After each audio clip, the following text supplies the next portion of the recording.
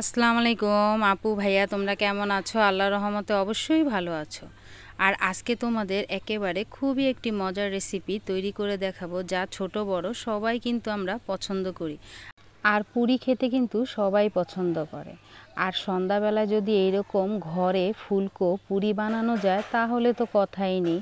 Sauce বা মাংসের ঝোল দিয়ে খেতে কিন্তু সেই রকম স্বাদ।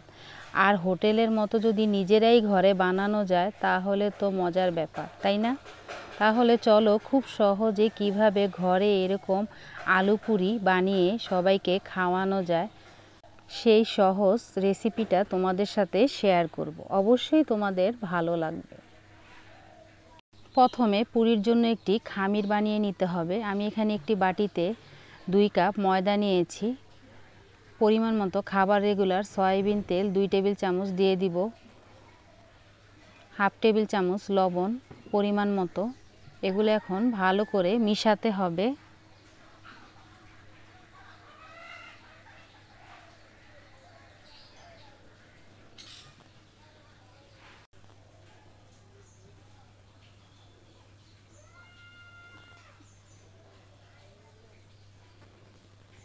ভালো করে মিশানো হয়ে গেছে। আমি এখানে হালকা কুসুম গরম পানি অল্প করে দিব আর একটি খামির বানিয়ে নিব।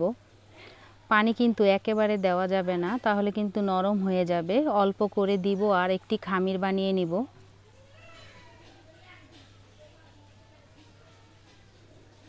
পুরির জন্য খামিরটা আমার হয়ে গেছে। এগুলো ভালো করে মথে নিয়েছি। এখন আধা ঘন্টা রেস্টে রেখে দিব।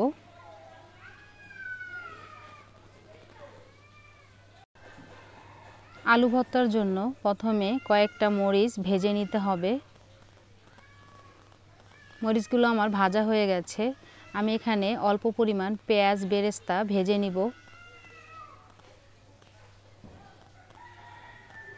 পেঁয়াজগুলো হালকা বাদামি কালার হয়ে গেলে একটি বাটিতে তুলে নিতে হবে।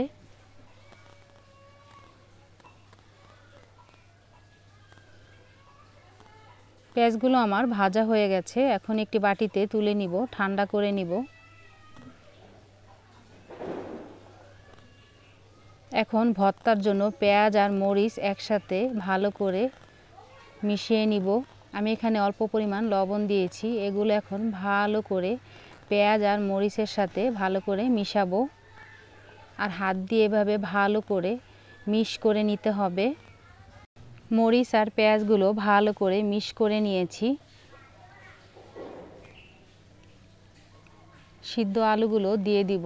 আমি আলুগুলো ভালো করে সিদ্ধ করে নিয়েছি। এগুলো এখন ভর্তা বানিয়ে নিব। আমি এখানে কোনো কাঁচা পেঁয়াজ দিব না। আর পুরিতে সব সময় ভাজা পেঁয়াজ দিলে ভালো হয়। এগুলো এখন ভালো করে মথে নিব আর একটি ভর্তা বানিয়ে নিব। আমার আলু ভর্তাগুলো বানানো হয়ে গেছে।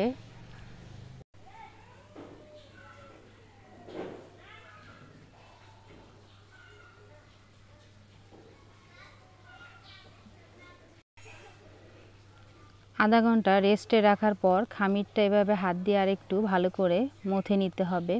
আর এভাবে ছোট ছোট লেচি কেটে নিতে হবে।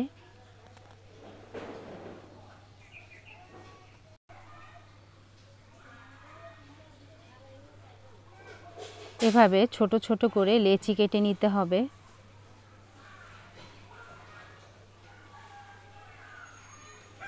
এখন লেচিগুলো হাত দিয়ে এভাবে ভালো করে মথে নিয়ে এভাবে ভিতরে বাটির মতো বানিয়ে নিতে হবে। আর এই বাটির মধ্যে আলুর পুরগুলো অল্প করে দিয়ে দিব।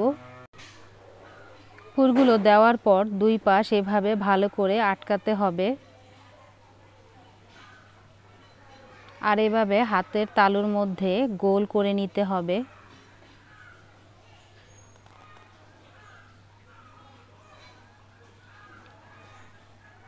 আঙ্গুল দিয়ে এভাবে লেচির মধ্যে বাটির মতো করে নিতে হবে।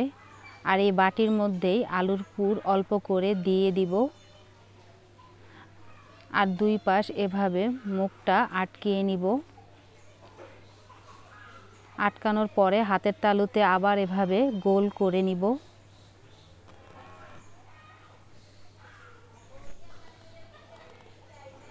সবগুলো পুরি সেম এভাবেই বানিয়ে নিতে হবে।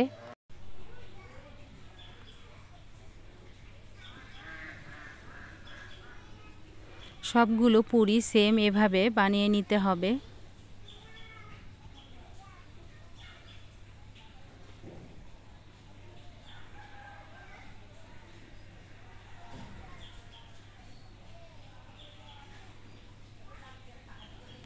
সবগুলো বানানো হয়ে গেছে, এখন রুটির মতো বেলে নিব। আমি এখানে অল্প পরিমাণ আটা দিয়ে দিয়েছি। এখন আলতোভাবে পুরির মতো বেলে নিব। একেবারে জোরে চাপ দিয়ে বানানো যাবে না।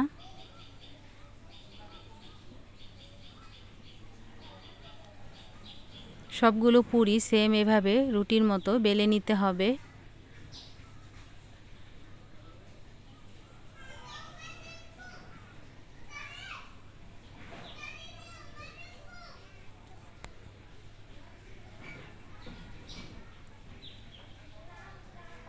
সবগুলো পুরি রুটির মতো বেলে নেওয়া হয়ে গেছে। এখন এগুলো তেলে ভেজে নিব। আমি কড়াইতে পরিমাণ মতো খাবার রেগুলার সয়াবিন তেল হাই হিটে গরম করে নিয়েছি। এখন বেলে নেওয়া রুটিগুলো দিয়ে দিব, আর চুলার হিট মিডিয়ামে রাখতে হবে, না হলে কিন্তু পুড়ে যাবে। আর এপিট ওপিট ভালো করে উল্টিয়ে দিতে হবে।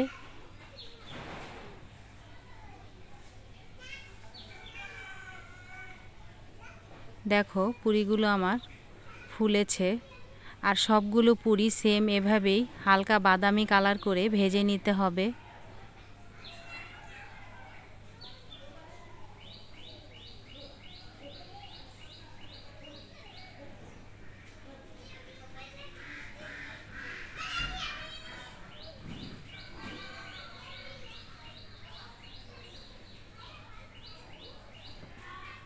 পুরি আমার ভাজা হয়ে গেছে। এখন এগুলো একটি বাটিতে তুলে নিব।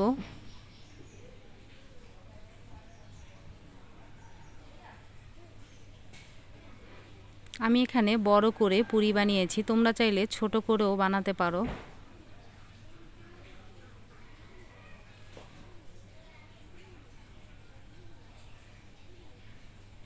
সবগুলো পুরি সেম এভাবেই ভেজে নিতে হবে।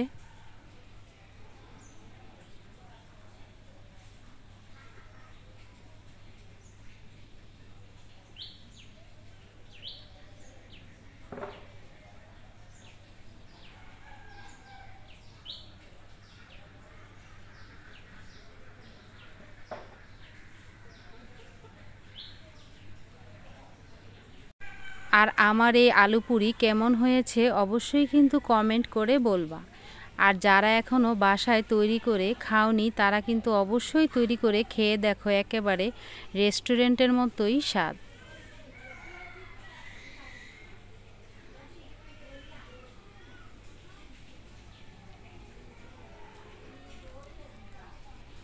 আর দেখতে মাশাল্লাহ কত সুন্দর হয়েছে আর ফুলেছে, আর খেতে তো সেই রকম স্বাদ।